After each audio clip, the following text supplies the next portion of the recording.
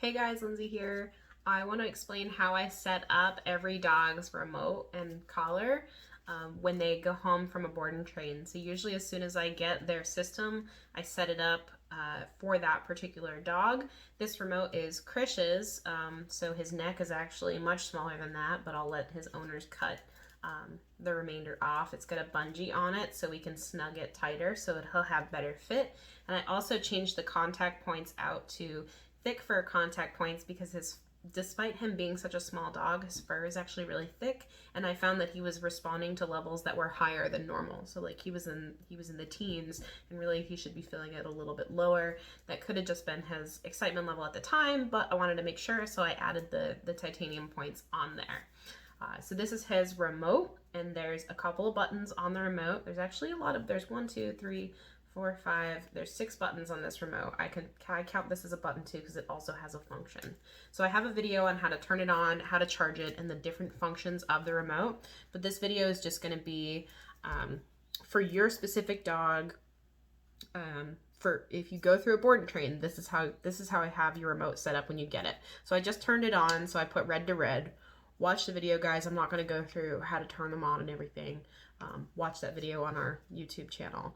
So I have the remote collar on. So it blinks green when it's on. Both of the systems blink. When I activate the remote and the dial is turned up, the collar turns red. Okay? So it flashes red. All right? So the way that I have it set up, you have 2 functions on this remote when your dog goes home. You can stim or shock, or you can tone. So this is the tone function. So if you read the manual, which I know one of you read it cover to cover, probably more than twice, even though he just said twice. When you get the remote, and don't be overwhelmed because it's not as complicated as the directions make it seem. The button, the Pavlovian tone function, if I press and hold it for a certain amount of time, then it will start to stim. It's on 0 right now. If I press and hold it, when I'm through, nothing happens.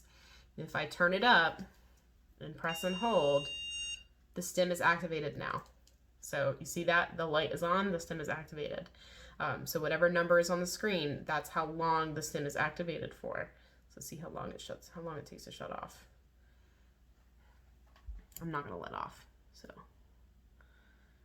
Okay, it turned off. My hand is still on the button, so it's about 10 seconds or so. So I actually don't ever use that. If I use the tone, I just tap it. So after a couple of seconds, it turns off, and then it starts doing the stim of whatever number is on there. If I use the tone, I don't press and hold. It's usually just a double beep.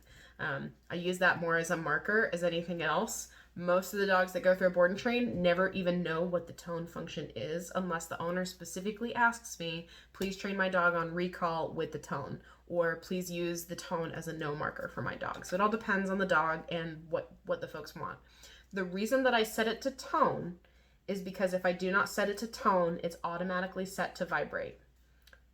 I don't use vibrate. If we haven't had this conversation, I'm gonna have it now. I don't use vibrate because lower levels on the remote feel less than what vibrate does. So your remote is already set to not vibrate. And I encourage you to not use vibrate and to use lower levels instead, because your dog will respond better to lower levels on the remote than they will to vibrate. It's situational, depends on the dog. I know my personal dog, Leo, he's almost 10 years old. If I hit vibrate, he would lose his mind. He would think, oh my gosh, what did I do wrong? Because vibrate is so intense on these remotes. So, and if we did the little, you put it on your hand and test it, I might have used vibrate and shown you that, you feel it on higher numbers than your dog will ever feel it on. Your dog felt it way before you did, chances are.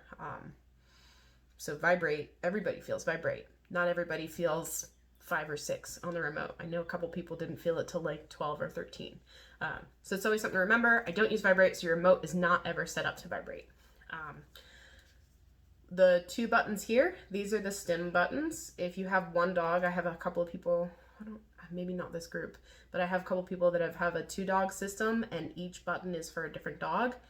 These 2 buttons, the black S and the red S, are both stim. So right now it's on 8 because I just dialed it up. If I press this, 8 is what is displayed. Like on the collar, the dog will feel the 8 if your dog feels 8. If I press the red button, let's see, can you see it? 8. If I press the red button, it jumps to 13. So it's plus 5. 5, 8, 9, 10, 11, 12, 13. It's plus 5 of whatever's on the screen. I don't typically use the red button. If you do, it's not the end of the world. It's just a higher level. But typically the only button I'm using is this one right here. Okay, the black stem. Okay, that's usually all I'm using. The dial is this thing, this top thing right here. That's how you change your numbers higher and lower. If you ever want to set the number to the same number, which I don't ever do, you press and hold the top. So I press and hold the top, and then this turned red. Now, when I turn it up, I'm gonna make sure you can see it. I gotta angle it just right. Now when I toggle the remote, nothing happens. Okay? So like if you have it in your pocket and it's at a high number, or you dial it up to a high number by accident and you take it out of your pocket to correct your dog or to guide your dog, you're not blasting them at a high number because you have it locked. I don't typically lock it, but you unlock it by just pressing and holding it until it turns red again. But if your number stops changing, you probably just locked it by accident. I've had a couple of clients call me and be like, so the remote doesn't change numbers anymore, and they do that and everything's fine. So the remote is also set to continuous, which means if I press this button, if I press the black S, the black stem or shock button, if I press and hold it, it says 0. It has to be at a number higher than 0.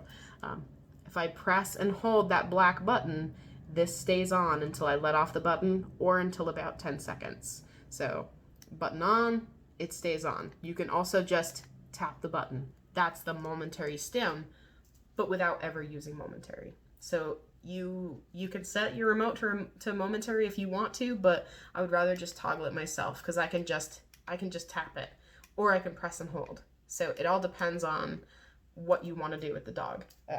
But this is what your remote is set to as soon as I get it for the dog. And I put it on the dog, and that's how I train. I do a lot of continuous pressure to train, just like we do leash pressure, and we'll go over all that stuff in the coming weeks. But that is a brief explanation of how it's set up. It is already set up this way. You guys don't have to worry about it. And if in the event that it becomes like your screen looks different than what's displayed right here, let's see, can we see it? It's hard. I want to make sure you guys can see it. If it ever looks different than this, if it ever has like an M over here, or like the numbers get stuck, let me know. Or you can go on to ecollar Technologies YouTube page, which has a how-to on everything to the remote collar. So I just have the basics. I just have what I use because I don't use a lot, because you don't need more than that. Your dog should know things verbally by the time they go home, so you don't have to know all of the ins and outs. Another function that I really like to use, especially if I can't find a flashlight, is the light function. So if you turn the remote around and the remote collar is on, so the receiver's on and this is on, if you just tap this, it turns your collar into a strobe. So it just flashes. So if you have the dog out in the backyard, you can make sure that like the dog, like you can always see them. If you press it again, it just stays on. So like you can see your dog running around in the backyard. It's kind of cool. I actually use it all the time because our back area is not lit very well. Like the trees mask the porch lights. It doesn't reach that far. So I'll use the remote on our own dogs to like make sure I can see them. So that's a neat little feature. But it's set to continuous, and I turn the vibrate function off. You can always turn it back on, but I don't use vibrate. And I explain why in other videos. So check those out. Check out how to turn it on and off properly. But that is the basics. So we mostly just use the black S button. If you want to use the tone function, it's set to tone. That's what the T is for, tone. So it makes a noise. Usually, unless I tell you otherwise, your dog doesn't know what that means. A lot of times, especially if dogs are contained with an electric fence system, I don't use tone because electric fences usually alert dogs through a tone that a correction is about to follow. So I don't use it often, but I don't want people to accidentally hit vibrate, because then their dog's just like, oh my gosh, what did I do wrong? Because vibrate can be considered a correction for most dogs. I've yet to meet a dog that felt vibrate and was just like, yeah, whatever. Like, most of the time a dog feels vibrate and they're like, oh snap. Like, so all of this, like, vibrate is more humane thing. Remember that, like, when we put the remote on our hands, when we did the little remote collar working level thing, which I do with most of my clients, most of you did not feel it until above the number 6. Most of you. I can't say there's anybody that's felt it below that. So remember that if you can't feel it before 6, your dog is feeling that. I know I have dogs at the house that feel it at 1. So always astounding to remember that. One of the board and trains that she was so hard-headed and stubborn that her working level was like a 7 or 8 when she first started. Now her working level is 1. To like do the basics. She feels that and she's just like, I'm good, I got this, you know. And it's just guidance is all it is. But they go from 1 to 100. You need to pay attention when we're doing our like e-collar part. Like, that is one of the biggest things is not just pushing the button and blasting the dog to do what we want them to do. That's so important for folks to understand. They're expensive tools. They have many uses. I show you how I use them. What you do with them afterwards is a reflection of what you've decided to do, because I tell you everything that we do with this remote, why we do it, how we do it, and what to do next. So don't just grab the remote and be like, well, Lindsay said to just blast them. No, I didn't. And I've got several videos stating the same thing. And I say that because there's always one in the crowd that's like, yeah, but nothing. It's a training process. We've done it hundreds of times before we ever move to correction levels on a remote. But anyways, guys, I'm sorry, I'm getting into other things here. I just did a rant, like a 30-minute rant about blasting dogs on remotes and how that's not how you train dogs. This is how it's set up. It's already set up the way that I was using it. If you find that you have a different way that you want to use it, set it up that way. That's fine. I'll help you. If you're more interested to try doing like momentary and continuous, like setting the buttons for like the black one is just a nick or a momentary stim, like it's just a tap and you can hold the button down and it's just a tap, and then the red button is continuous, we can set it up that way. But I just set it up this way by default because I naturally just push the black S button when I'm training. So it's up to you guys when you get the dog back, but when we initially start training, this is how we're going to train all the dogs, just to keep it uniform across the board, so that if my partner picks up a remote and says, okay, based on the board, this dog is at this dog's working level is around this and this amount of distractions. So that's why we do it that way. Because while I do most of the training, Lewis does help out a lot, especially if we're doing distracting dogs with other dogs, which is a lot of fun, which both of the dogs here right now need a lot of that. They need a lot of training around other dogs because they're just so high strung and excited to be around other dogs. Super exciting. But that's how I set it up. You don't have to worry about setting it up. If you want to learn exactly how I did it, then ask me when we do our go homes or our mid sessions, and I will show you exactly how I did it. And yeah, but that's why, and that's what it is. All right, guys.